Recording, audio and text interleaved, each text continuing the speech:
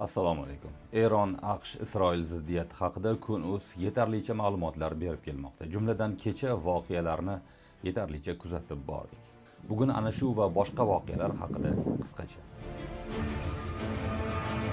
Meu Deus do céu! AQSh aviatsiyasi Erondagi 3 ta yadroviy obyekt Fordo, Natanz va Isfaxonga hujum uyushtirdi.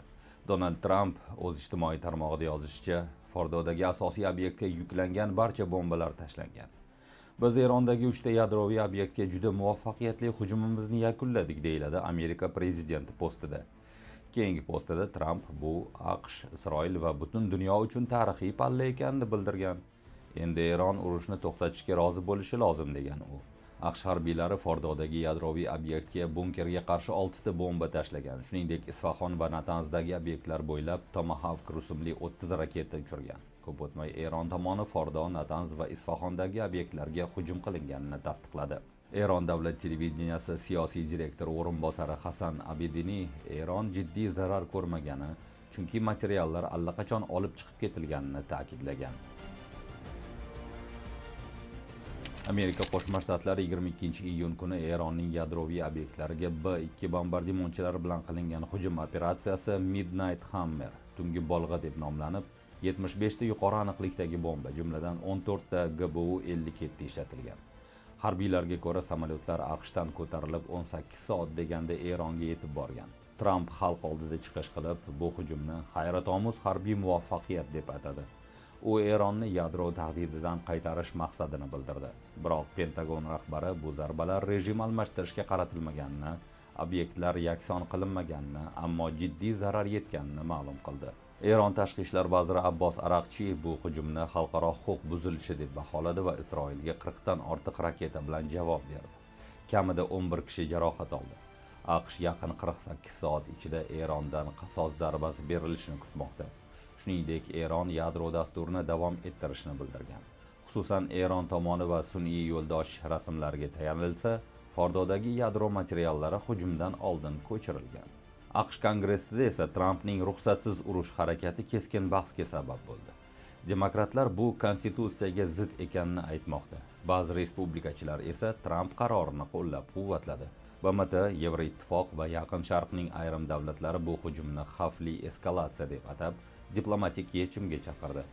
Isroil zarbani olqishladi. Bosh vazir Benyamin Netanyahu esa Trampga minnatdorlik bildirdi. Eron javob tariqasida Isroilga zarba berishdan tashqari bir qancha choralar ko'rishi kutilmoqda. Xususan, bugun Eron tashqi ishlar vaziri Abbos Araqchi Moskvaga kelgan. U Rossiya prezidenti Vladimir Putin bilan uchrashishni rejalayotganini ma'lum qildi. Men Rossiya prezidenti bilan jiddiy maslahatlashuvlar o'tkazaman. Rossiya Eronning do'sti. Biz har doim bir-birimiz bilan maslahatlashamiz va pozitsiyalarimizni muvofiqlashtiramiz, degan edi Eron bosh diplomati kechagi chiqishida. Aroqchining ta'kidlashicha, Eron AQSh bilan olib borilayotgan yadroviy dastur bo'yicha so'nggi muzokaralar haqida Moskvani muntazam ravishda xabardor qilib turgan. Bundan tashqari, AQShning zarbalari ortidan Eron parlamenti Hormuz bo'g'ozini yopishni zarur deb hisoblayapti. Bu haqda parlamentning Milliy xavfsizlik va tashqi siyosat qo'mitasi a'zosi Ismoil Kavsariy ma'lum qilgan. Yakuniy qaror Eron Milliy xavfsizlik kengashi tomonidan qabul qilinadi.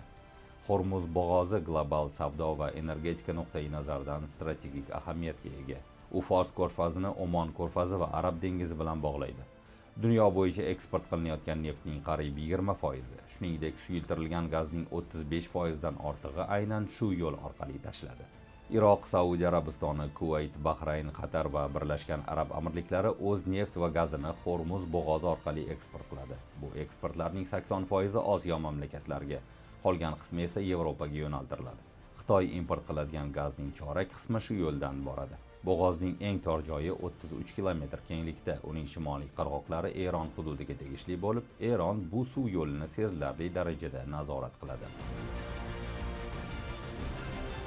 Yaman husiychilari Eron yadro obyektlariga berilgan zarbalarga javoban Qizil dengizda AQSh kuchlariga hujumlar boshlash niyatida. Bu haqda husiychilar siyosiy byurosining a'zosi Muhammad al-Buhaytiy ma'lum qildi.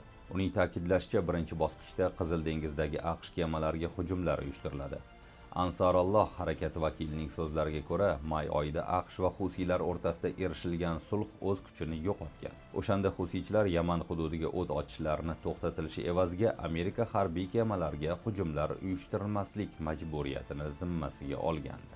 Bundan tashqari, harakat vakilining ogohlantirishicha, agar AQSh, Isroil va Eron o'rtasidagi mojaroga aralashadigan bo'lsa, isyonchi kuchlar mintaqadagi Amerika manfaatlariga zarbalar beradi. Oldinroq husiylar o'z harakatlarini Islom inqilobi muhofizlari korpusi kuchlari bilan muvofiqlashtirgani va Isroilga gipertovushli raketalar orqali zarbalar uyushtirgani to'g'risida xabar berilgandi. Suriya poytaxti Damashqning sharqiy qismida joylashgan Avliyo Pavel cherkovida portlash sodir bo'ldi. Ma'lumotlarga ko'ra, portlovchi qurilmani xudkush terrorchi harakatga keltirgan. Al-Hadad telekanalining ma'lum qilishicha, cherkovga kirgan xudkush avtomatik quroldan o't ochgan. Keyin esa portlovchi qurilmani harakatga keltirgan. Suriya hukumati hujum uchun mas'uliyatni IShID terrorchilik tashkiloti zimmasiga yukladi. Terroristik akt nasroniy aholi istiqomat qiladigan Duvela dahasida sodir etilgan. Politsiya hududni qurshab olgan, voqea joyiga tez yordam yetib borib yaradorlarni olib ketyapti. Ommaviy axborot vositalari terakt oqibatida halok bo'lganlar soni 20 kishiga yetgani va 52 kishi yaralanganini aytmoqda. Braziliyaning Praia Grande shahrida havo shari qulashi oqibatida kamida 8 kishi halok bo'ldi. 13 nafar yo'lovchi, jumladan uchuvchi omon qoldi. Shaharda jami 21 kishi bo'lgan.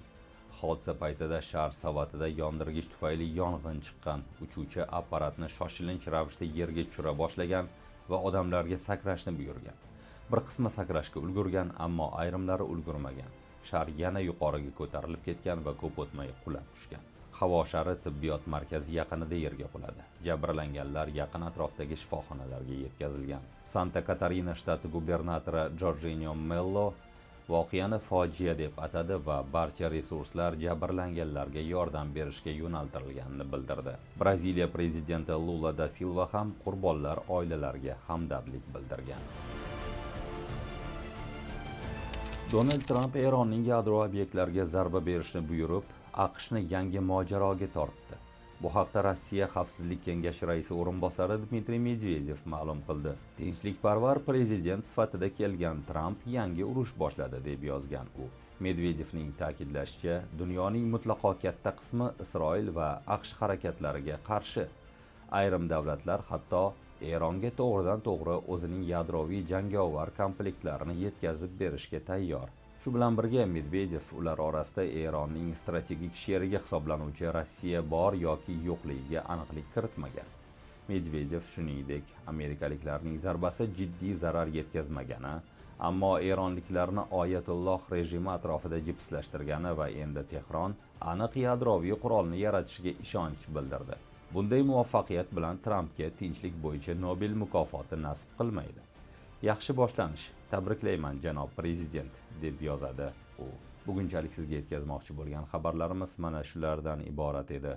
Yana ko'rishamiz.